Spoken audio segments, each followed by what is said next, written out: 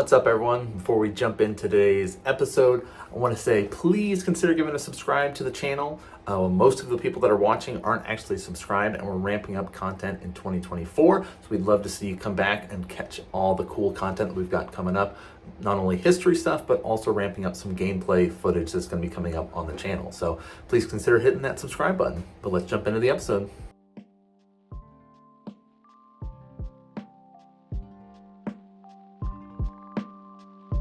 In the current state of Magic, legendary permanents often shake up the state of the game. After all, there's a whole format built around legendary creatures known as Commander. In a 60-card formats like Standard, Modern, or Legacy, we get to see other powerful creatures like Yawgmoth Thran Physician, Thalia Garden of Thraben, or even Emrakul. You'll often find multiple copies of the same legendary creature in your deck. The legendary rule currently allows for you to summon more than one legendary before picking which permanent you wish to keep. In the early days of Magic, from sets like Legends all the way up to the original Kamigawa, only one creature of the same name with the type Legend could be in play at the same time. That means that if I played my legendary first, you could not play your legendary creature since one already existed on the battlefield. Yours would immediately die, or you'd just have it stuck in your hand and just be sitting there with a bunch of dead cards. During the Mercadian Mass Block, a particularly troubling Rebel deck popped up, where both players were racing to be the first player to stick a Lin Civi Defiant Hero, and of course gain immense advantage by tutoring up Rebels from your library. When Champions of Kamigawa came along in 2004, Wizards decided to modify the legendary rule. It still put the emphasis on these legendary creatures being important, so important there could be only one, or none. That means that if we're rocking a Moloko the Clouded Mirror and we're planning to do some land shenanigans, your opponent would play their copy and both of ours would die. This also had a huge impact on the game, from players having to shift from being more proactive with casting their legendaries, like during the Lin Civi days, to being more reactive, waiting with their own legendaries in hand to use as removal spells. Clone effects like Phantasmal Image became particularly powerful sideboard cards during this era. So we understand how creatures work, but how did this impact Planeswalkers, since they didn't show up until 2007?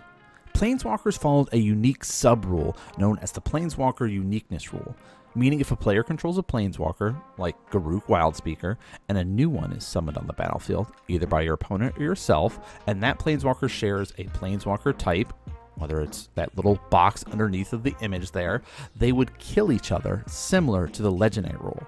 This was particularly impactful during the Caw-Blade era, when players would use Jace Balerion as removal spell for Jace the Mind Sculptor. It wasn't until 2013, during the original Innistrad block Standard, did we see an update to the legendary and Planeswalker rules.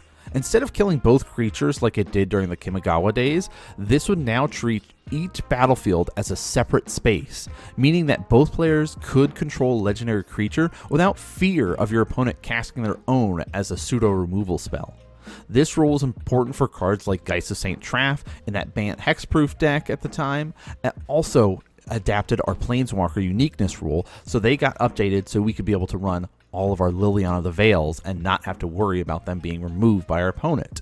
So just like the creatures, both players were able to control them at the same time as their battlefields were separate entities. Now, this was still an issue if you wanted to run a Super Friends deck, since the Planeswalker subtype would still cause you to sacrifice your different versions. So if I played Jace the Mind Sculptor and Jace Balerion, they would both die. 4 years later, in 2017, with our first adventures on Ixalian, the Planeswalker Uniqueness rule is removed, and Planeswalkers are able to follow the legendary rule, so that means that if you want to have your Super Friend deck of Lilianas, that'll all work out. As long as they have different names, you can have as many unique characters as you want, because that subset unique rule related to Planeswalker's subtype no longer exists. The legendary rule still remains the same today, but we've had some unique additions like legendary instances and sorceries that require you to control a legendary creature or planeswalker, which isn't really an issue when you're playing Commander and always have access to a legendary creature. However, these spells don't often see play in 60-card formats. What do you think of the legendary rule change? Did you ever play in the early days when legendaries would kill both copies? I was playing a lot during the Innistrad Ravnica block standard period, and remember how impactful it was to start having two legendary creatures or planeswalkers on the battlefield at the same time. But that's going to do it for this episode. I hope you guys enjoyed it. We'll be doing some more deeper dives into, of course, the modern meta and ban lists coming up soon. If you like the stuff, please hit that subscribe button, leave a comment, put some likes, do all that kind of fun stuff. Spread the word. That's the best way to show your support for the content if you like it. But that's going to do it for today's episode. Thanks so much for tuning in and watching, and I'll see you guys next game.